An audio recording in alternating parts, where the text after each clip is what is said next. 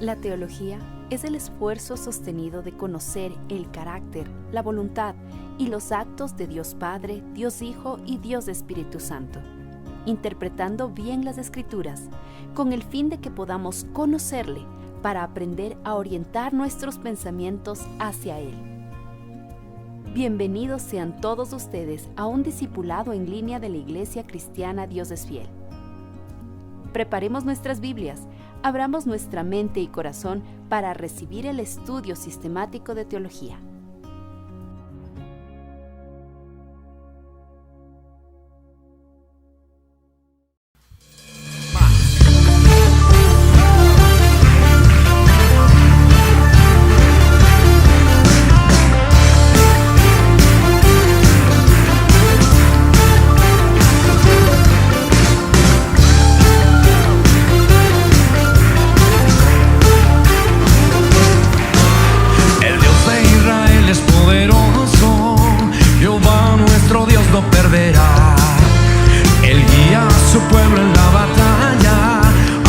Sus enemigos caerán.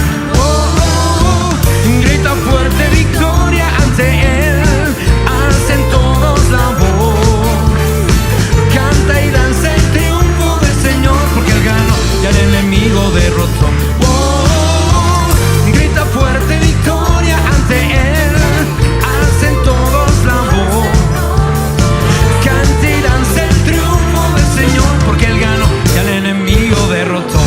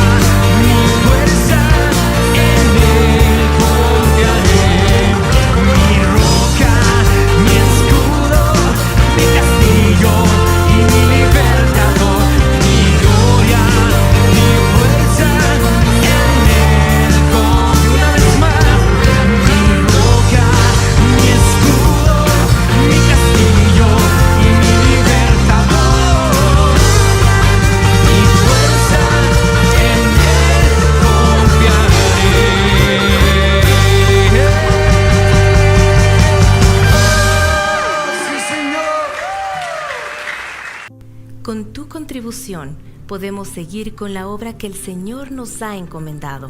Hay diferentes formas de presentar nuestros diezmos y ofrendas.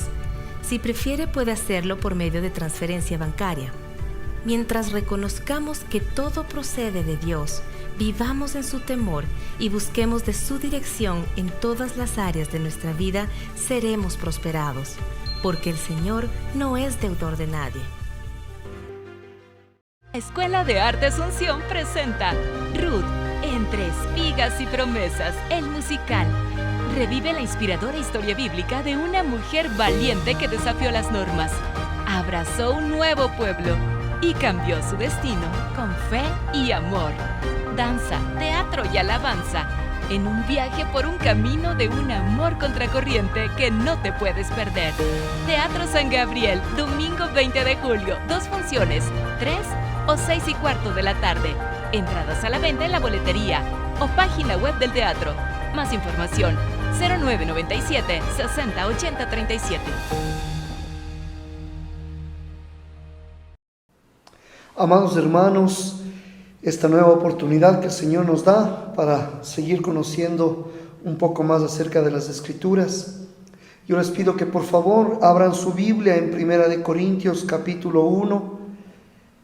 1 Corintios capítulo 1, versículo 25 al 31, por favor. 1 Corintios capítulo 1, versículo 25 al 31 dice: porque lo insensato de Dios es más sabio que los hombres, y lo débil de Dios es más fuerte que los hombres.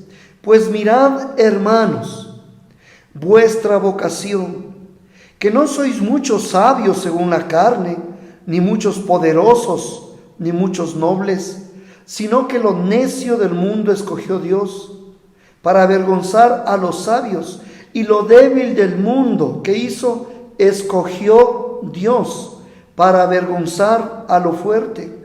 Y lo vil del mundo y lo menospreciado, escogió Dios, y lo que no es, para deshacer lo que es, a fin de que nadie se jacte en su presencia.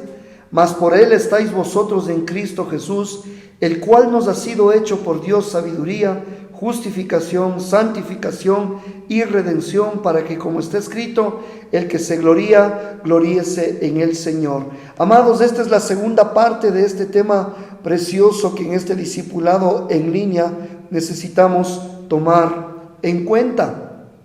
Las palabras del apóstol Pablo escribiendo a la iglesia en Corinto, donde nos habla acerca de Cristo, su poder y la sabiduría de Dios. Amados, habíamos dicho que hay muchas cosas con respecto al mensaje del Evangelio que chocan, que no cuadran, que incomodan. Los creyentes, al parecer, no tienen más remedio, los verdaderos creyentes, los verdaderos ministros, no tienen más remedio que promover un producto, llamémosle así, que para el mundo es muy poco atractivo. Cristo en la cruz. Pero ese es el mensaje que tenemos que predicar, mis amados. Versículo 18, lo habíamos visto en la clase anterior. Porque la palabra de la cruz es locura a los que se pierden, pero a los que se salvan, esto es a nosotros, es poder de Dios, la locura de la cruz. Cristo en la cruz. Esta es una imagen débil y para algunos vergonzosa, que hiere la sensibilidad y choca contra las emociones refinadas de las personas que dicen ser decentes.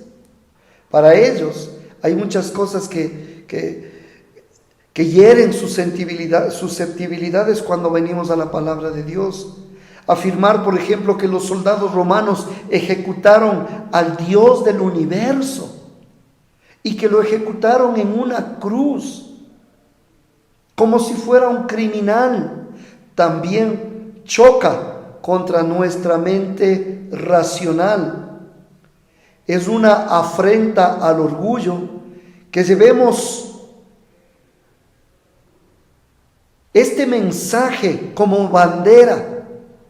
Es una afrenta al orgullo que llevamos por tener el don de la razón que nos pone por encima de los animales. Muchas personas tolerantes dicen: está bien, usted se ha entregado a esto de la cruz y de Jesús crucificado, y esa es su verdad. Muchos dicen: está bien, lo felicito. Nosotros también somos personas inclusivas. Y usted tiene todo derecho, te dicen, a su noción tonta de la religión, su perspectiva necia, su historia simplona, risible, de un judío crucificado. Y está bien si esa es su verdad, pero no es nuestra verdad. Eso te dicen muchos. Pues bien, aquí está el meollo, mis amados. Es su verdad. Es la verdad de todos. Es la única verdad. El poder de Cristo crucificado es el único poder de Dios por el cual Él salva. Esa es la única verdad. Aquí no se trata de tolerancia, aquí no se trata de inclusión. No. Esta es la única verdad. El poder de Cristo crucificado es el único poder de Dios por el cual Él salva al perdido. La salvación, amados, viene solo cuando se cree en este evangelio, el evangelio de Jesucristo. Si no hay evangelio, no hay salvación. Así de simple, hermanos. El exclusivismo absoluto de esto siempre ha sido un mensaje que hiere, un mensaje vergonzoso, bochornoso e inconveniente para los pecadores de mundana sabiduría. Pero la verdad, mis amados, no es negociable. Otras religiones no son la verdad. Y otros movimientos, otras religiones conducen a la condenación eterna. El Islam es un sistema condenatorio, el budismo es un sistema dañino, el hinduismo es un sistema condenatorio. Sencillamente el no creer en el evangelio es por sí mismo suficiente para que la persona sea condenada. Las personas que siguen religiones falsas no adoran, amados, al Dios verdadero, como muchos sugieren. Todos los caminos, todas las religiones conducen a Dios. Eso no es cierto. Por ahí tenemos a un cantante que está y que en su momento Dios lo usó, Jesús Adrián Romero. Hoy él sostiene esto. Bueno, pues todas las religiones hablan del mismo Dios. Todas las religiones tienen a alguien que se ha sacrificado por otros. ¿Qué le pasa? Te repito, las personas que siguen religiones falsas, alejadas de la palabra de Dios, del evangelio, no adoran al Dios verdadero. Sin querer adoran incluso a demonios y al mismísimo Satanás. Esto es lo que la Biblia dice. Primera de Corintios, capítulo 10, versículo 20. Primera de Corintios 10, 20 dice: antes digo que los gentiles sacrifican a los demonios, los sacrifican y no a Dios.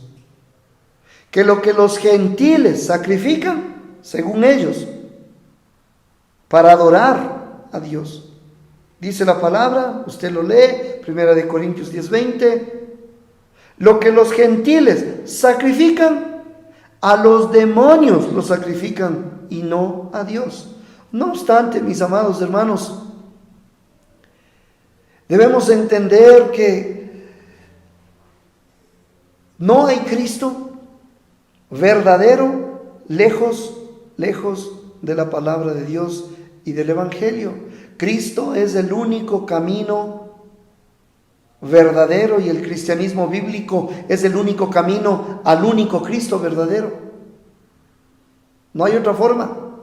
Las personas equivocadas que reconocen a algún otro Dios y participan en cualquier otra religión no están adorando y sacrificando a Dios, sino a los demonios. Eso dice la Escritura.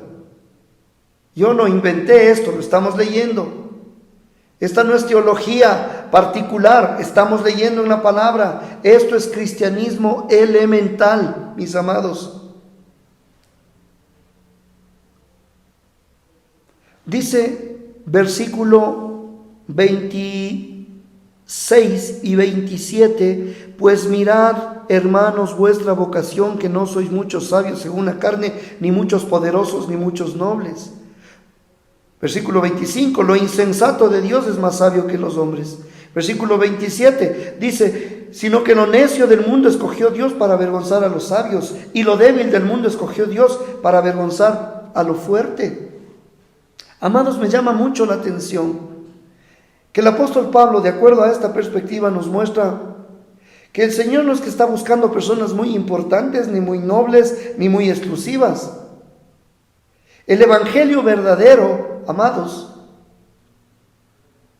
en realidad es estrecho, es suficientemente duro para creerlo tal como es. Decir, ¿en serio, Señor? ¿Tú escoges lo necio del mundo? ¿En serio, Señor? ¿Tú escoges lo débil del mundo? ¿En serio, Señor, tú escoges lo vil del mundo, lo menospreciado del mundo? Amados, esto es lo que dice la palabra de Dios. Así que para empeorar las cosas, desde el comienzo, los que lo promovían eran personas rechazadas que no tenían ni posición ni respeto en la sociedad, como Pablo, que predicaba fielmente este mensaje que para muchos era insensato. Los que proclaman la verdad más importante y difícil de creer, por lo general han sido los que en el mundo desprecia, lo que el mundo desprecia, lo que el mundo denigra, lo que el mundo ignora. Eso es lo que sucede. En el año 178 después de Cristo, este personaje Celso escribió que los cristianos eran las personas más vulgares y sin educación que había. Claro, lo hemos leído. Lo vil del mundo, lo necio del mundo, lo menospreciado del mundo, escogió Dios para avergonzar a los fuertes, a fin de que nadie se jacte en su presencia. Pablo aquí nos dice que así fue su designio divino, así lo determinó el Señor. Dios a propósito escogió a los necios, a los poco intelectuales, para avergonzar a los sabios. Pues mirad, hermanos de la iglesia cristiana, Dios es fiel vuestra vocación, que no sois muchos sabios según el mundo, según la carne, ni muchos poderosos, ni muchos nobles. Hermanos de la iglesia cristiana, Dios es fiel. Recuerde que lo necio del mundo escogió Dios para avergonzar a los sabios. Recuerde y no se olvide que lo débil del mundo escogió Dios para avergonzar a los fuertes. Recuerde y nunca se olvide que lo vil del mundo y lo menospreciado escogió Dios. Lo que no es, para deshacer lo que es, a fin de que nadie se jacte en su presencia. Dios ha escogido lo débil. La palabra que usa Pablo en el versículo 27, que dice, sino que lo necio del mundo escogió Dios para avergonzar a los sabios. Esta palabra, asthenes, en griego, significa desprovistos de fuerza, carentes de poder. Dios ha escogido lo más vil, en griego, ajenes, personas sin alcurnia, sin importancia. Amados, esta caracterización de los creyentes como lo más bajo intelectualmente hablando desde la perspectiva del mundo, obviamente, está muy difundida en la cultura popular el día de hoy. Muchas personas poderosas convendrían con este magnate multimillonario de los medios de telecomunicación llamado Ted Turner, que una vez dijo, el cristianismo es para perdedores. Dios mío, como el apóstol Pablo nos los recuerda tantas veces, el camino de Dios es muy diferente al camino del mundo, y su definición de triunfo no tiene nada que ver con política, con economía, con el tamaño de cuentas bancarias, con fama, con aplausos. No tiene nada que ver. El precio aquí es la vida eterna. Eso es lo que marca. ¿De qué aprovecha el hombre ganar todo el mundo si al fin pierde su alma? Me pregunto yo, ¿será que al final fueron hombres y mujeres exitosos? ¿Al final triunfaron si están sin Cristo? No. Pueden ganar todo el mundo, al final pierden su alma, perdedores completos y totales. Amados hermanos, un perdedor, versículo 28, un don nadie, versículo 28, lo vil del mundo, dice, y lo menospreciado escogió Dios. Dios escogió, una vez más, lo menospreciado. En el original griego esta palabra es exouceneo. Exouceneo. Son palabras un poco raras, pero ¿qué significa? Lo considerado como nada. Entonces, a un menospreciado, a alguien considerado como nada, escogió Dios. Amados, nosotros como cristianos estamos desde la perspectiva del mundo y desde la perspectiva de los poderosos del mundo que se creen dueños del mundo. Según ellos, estamos en lo más bajo. Para el mundo somos lo que no es, literalmente los no existentes. Es parte de la naturaleza humana querer ser alguien. Versículo 28 dice, lo vil del mundo, lo menospreciado escogió Dios, y lo que no es. ¿Te das cuenta? Los no existentes, en otra versión. Así que el Señor decidió hacerlo de una manera diferente. Él escogió como sus mensajeros a impotentes y poco intelectuales que el mundo considera como nada, como que no existieran según sus normas. ¿No se pregunta usted qué peregrina idea se le vino a Dios aquí? ¿Qué forma de escoger el Señor? ¿Por qué el Señor no querría escoger personas más bien importantes? ¿Por qué el Señor más bien no quería en su equipo a los que son algo, a los que tienen algo? Pero amados, Él es el Creador y puede tener a quien Él quiera. Ya tenemos suficiente como para vernosla con el mensaje y la invitación. ¿No sería útil si algunas personas realmente importantes estuvieran trabajando en esto? Considerando que el mensaje es tan poco atractivo y difícil de creer, tal vez lo que necesitamos son algunos mensajeros realmente importantes, diría alguien. Ya que el mensaje es difícil de digerir, porque la palabra de la cruz es locura, ¿no sería bueno, Señor, que tomara en cuenta solamente a los intelectuales de prestigio mundial? ¿No sería bueno que el Señor llamara a ser parte de su familia, de su pueblo, a su iglesia, que levantara pastores, siervos, predicadores, mujeres de Dios, de ministerio? ¿No sería bueno que el Señor escogiera a personas de alcurnia, algunos artistas, algunas celebridades, algunos astros de los deportes?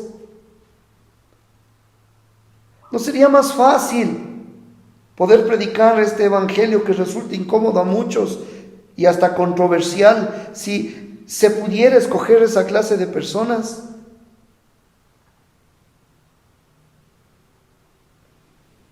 Personas encumbradas, personas fuertes, personas poderosas e influyentes. De esa forma, diría alguien, aunque el mensaje es duro, totalmente estrafalario, estos tal vez lograrían venderlo. He oído esta proposición a menudo con el correr de los años, mis amados, lastimosamente. Si alguna persona famosa pudiera salvarse, piense en el impacto que su testimonio podría ser. O si un atleta famoso o personalidad de los medios de comunicación masiva, de las artes, de la política, fuese creyente, imagínese el resultado de su testimonio. Pero las cosas no funcionan así, mis amados. Por poderosos e influyentes que algunos predicadores del Evangelio puedan llegar a ser dentro de la cultura, cualquier influjo desde una posición de prestigio no puede compensar lo desagradable del mensaje ni vencer la obstinación del pecador. Además, te pregunto, ¿qué artista, por ejemplo, de la música o algún astro de películas va a estar dispuesto a pararse, por ejemplo, en la ceremonia de los premios Grammy o en la entrega de estas estatuas de los Oscar y ponerse a hablar del Evangelio y decir que aquellos que no están en Cristo van camino al infierno, que necesitan arrepentirse de sus pecados? ¿Te puedes imaginar? El público en aquel lugar lo rechazaría hasta sacarlo del escenario.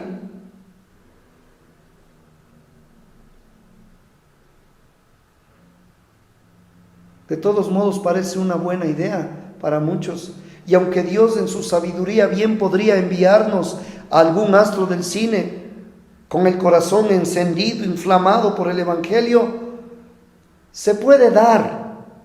Pero según Pablo, amados, mirad vuestra vocación, que no sois muchos sabios según la carne, ni muchos poderosos, ni muchos nobles.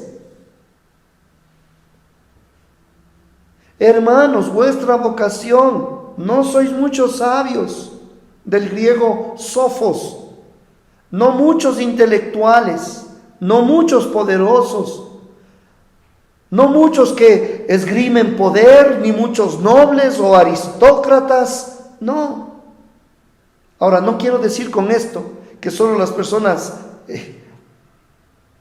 iletradas, fracasadas, desconocidas del mundo llegan a ser creyentes y están dispuestas a proclamar la verdad completa de la enseñanza de Jesús. No.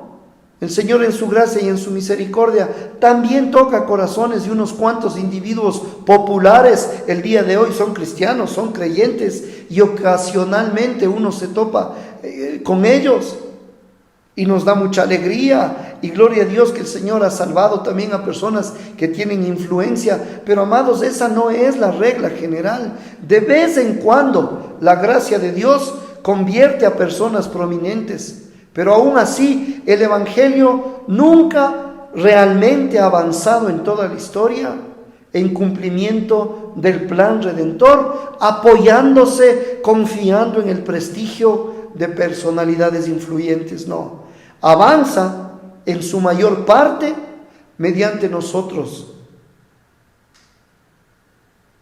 los nada impresionantes, los impotentes, los que para el mundo no somos nada. ¿Por qué Dios hace así? Nos preguntamos. ¿Por qué no escogió la crema innata de la humanidad? A los inteligentes, sabios, poderosos, ricos, magnates.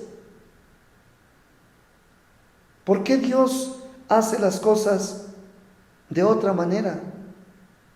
Amados, lo hace para avergonzar a los sabios con minúscula, para avergonzar a los fuertes con minúscula, lo hace para anularlos, para dejarlos sin argumento alguno. Versículo 27, sino que lo necio del mundo escogió Dios, ¿para qué? Para avergonzar a los sabios, para avergonzar a lo fuerte. Dios no quiere que la gente lista, la gente que se cree superior, poderosa, reciba crédito por lo que solo Él hace, solo Él escoge, solo Él salva, solo Él sana, solo Él da vida eterna, solo a Él la gloria. Por lo tanto, así lo ha determinado el Señor. De hecho, el apóstol Pablo usó una forma del verbo catargeo. Mire estas palabritas, catargeo. En 1 Corintios 1:28 dice: lo vil del mundo y lo menospreciado escogió Dios, y lo que no es, para deshacer lo que es. ¿Qué quiere decir? Quiere decir para neutralizarlos, para dejarlos inoperantes. Dios hace inoperante todo su gran intelecto terrenal, los deja inoperantes. Por más que domines algunas ciencias, por más que domines algunas materias, en materia de salvación no te sirve para nada. Quita el evangelio a los que son alguien en el mundo y lo da a los don nadie, para que al fin el versículo 29 nos aclare, diga: para que nadie se jacte en su presencia, nadie puede arrogarse crédito alguno por el avance del evangelio. Es Dios, la gloria es para Él. Ningún ser humano jamás tendrá el crédito por esta obra que es obra divina. Pablo lo dice en forma incluso más clara en 2 Corintios 4, versículos 5 al 7. 2 Corintios 4, versículos 5 al 7. 2 Corintios 4, versículos 5 al 7 dice: porque no nos predicamos a nosotros mismos, sino a Jesucristo como Señor, y a nosotros como vuestros siervos por amor de Jesús. Porque Dios, que mandó de las tinieblas que resplandeciese la luz, es el que resplandeció en nuestros corazones, para iluminación del conocimiento de la gloria de Dios en la faz de Jesucristo. Pero tenemos este tesoro en vasos de barro, para que la excelencia del poder sea de Dios, para que la excelencia del poder sea de Dios y no de nosotros. Pablo llamó a los que llevan y predican el tesoro del verdadero evangelio, se traduce como vasos de barro, así de sencillo. Esta es francamente una expresión demasiado dignificada para traducir la palabra ostraquinos como vasos de barro. En el original griego dice como ostraquinos. ¿Qué significa? Se refiere a una vasija barata de barro cocido, a una vasija sin refinar, a una vasija fea, rompible, reemplazable, sin valor. Esa es la descripción que ha dejado este tesoro en vasos de barro. Es el macetero en el que se ponen plantas.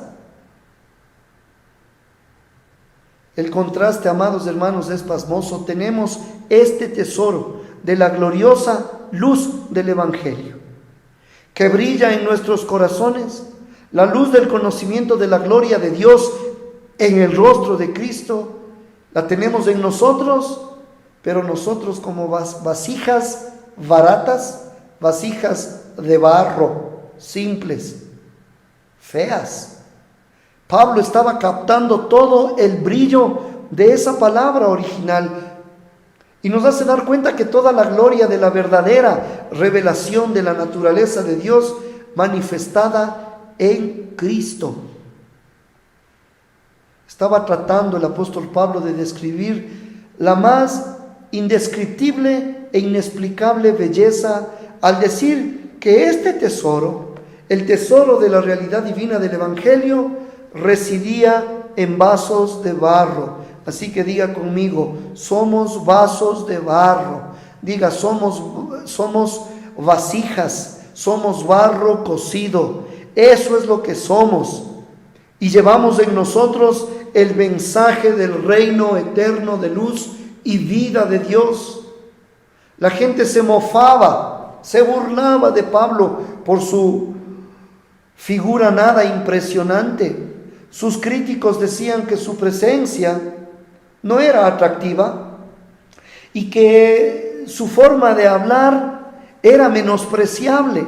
Miren lo que dice 2 de Corintios 10:10. Dice, porque a la verdad dicen, las cartas son duras y fuertes. Así es el Evangelio. Mas la presencia corporal débil del apóstol Pablo y la palabra menospreciable. ¿Te das cuenta? El apóstol Pablo padecía de alguna afección corporal que parece que era repulsiva. Algunos eruditos piensan que sufría de alguna supuración terrible que le brotaba de los ojos. Así que no tenía el aspecto que actualmente se necesita para ser popular, la pinta que se necesita para ser triunfante. El apóstol Pablo no tenía eso, nada de presencia de escenario, no demostraba ninguna habilidad oratoria ni agudeza intelectual, tampoco poseía la sofisticación de los encantadores filósofos y rabinos de su época. No era nada más que barro cocido. Pero eso no le importaba, porque así era como Dios lo había diseñado. Así es como Dios lo ha diseñado. Y ahí es cuando se hace evidente no el poder del hombre, sino el poder de Dios. La fuente de poder es Dios. Y vaya que fluía ese poder a través de la vida de este barro cocido, de esta vasija de barro llamado Pablo. Esos somos nosotros. Que Él haya depositado su Santo Espíritu en estos vasos de barro, feos, simples, es otra cosa.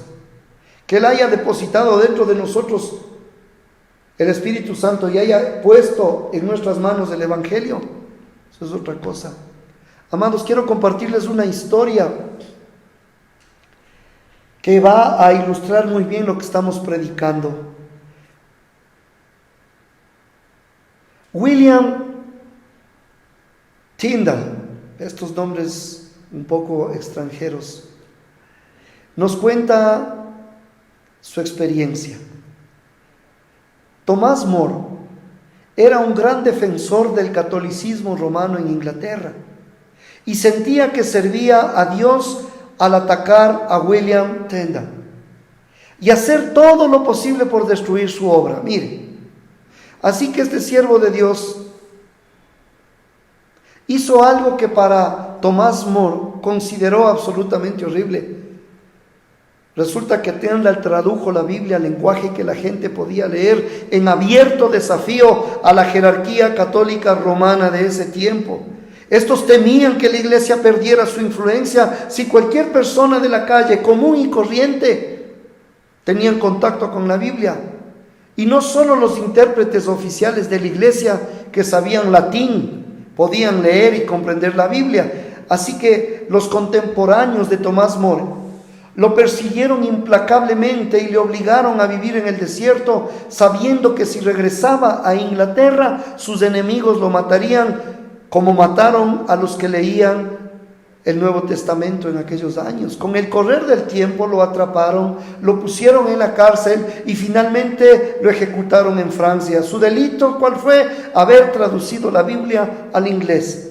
Tomás More, este católico, atacó no solo a William Tyndale, sino también a Martín Lutero. Parte de la condena fue porque era un seguidor, decía, de Lutero. Así que Tomás More acuñó un astuto apodo para Lutero, lo llamó Orinal, así tal como me escucha, Orinal. Y aquí es necesario hacer una especie de exégesis de este término, orinal. Era el orinal en el que se echaban los excrementos humanos en aquellos días. Ese fue el apodo que le pusieron a Martín Lutero. Tomás More usó un insulto tan fuerte para tratar de denigrar a Lutero y a aquellos que se alineaban con ese anhelo de que la palabra de Dios sea compartida en todas las naciones, en todos los idiomas, en este caso en Inglaterra. Lamentablemente, ese lenguaje que se usaba incluso en algunos de los debates teológicos de ese tiempo, pero Tomás Moro se acercó mucho a tener razón. Quiso que fuera un insulto, pero la verdad es que demuestra que estaba haciéndose eco de lo que dicen las Escrituras, de lo que hemos estado estudiando. En 2 de Timoteo 2:20, para los que toman nota, en 2 de Timoteo 2:20 Pablo escribió: pero en una casa grande no solamente hay utensilios de oro y de plata, sino también de madera y de barro, y unos son para usos honrosos y otros para usos viles. En una casa grande, mis amados, uno tiene algunos recipientes que son de oro, otros pueden ser de plata, pero también se tienen otros recipientes que son baldes de madera o vasijas de barro. Los que son de oro y plata tienen fines honrosos, y los que son de madera y barro tienen usos nada honrosos. Ahora simplemente use su imaginación. La comida viene en recipientes de plata y oro, pero luego esa misma comida sale a un recipiente de madera o de barro. ¿Usted me entiende? Pablo sabía lo que estaba diciendo cuando llamó a los creyentes vasos de barro. Somos barro cocido, somos como orinales. El avance del evangelio jamás tendrá lugar debido a lo que nosotros somos, porque no somos nada. Esto explica por qué Dios escogió a ninguno de los primeros predicadores entre los apóstoles debido a su intelecto. No los escogió a que sean superiores, a que tengan posiciones o prominencia. No, hermanos amados, de ninguna manera. Ni un solo maestro, ni un solo sacerdote, ni un solo rabí, ningún escriba, ningún fariseo, ningún saduceo, ni siquiera un dirigente de alguna sinagoga. Nadie de la creba innata, a menos que uno de ellos haya sido confrontado y se haya humillado, reconociendo que a un corazón contrito y humillado Dios no desecha. Pero amados, la mitad de sus discípulos eran pescadores y el resto eran obreros regulares. Uno, Simón el Celote, era terrorista, miembro de un grupo que llevaba siempre dagas debajo de sus túnicas para apuñalar a los romanos. También estaba Judas, el más perdedor de los perdedores.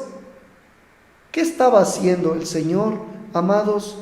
Escogió a gente que no tenían absolutamente ninguna influencia. Ninguno de los grandes intelectos de Egipto, Grecia, Roma o Israel se hallaban entre los apóstoles. Durante la época del Nuevo Testamento, los más grandes eruditos estaban probablemente en Egipto, los más distinguidos filósofos en Atenas, los poderosos en Roma, los expertos bíblicos en Jerusalén. Dios les desdeñó a todos ellos y escogió en su lugar a simples vasos de barro. Fíjese por un momento, voy terminando. El Señor dejó a un lado, por ejemplo, a Heródoto, el historiador. El Señor dejó a un lado a Sócrates, el gran pensador. Dejó a un lado al padre de la medicina, Hipócrates. Dejó a un lado a Platón, el gran filósofo, a Aristóteles el sabio, a Euclides el matemático, a Arquímedes el padre de la mecánica, a Hiparco el astrónomo, a Cicerón el orador y a Virgilio el poeta.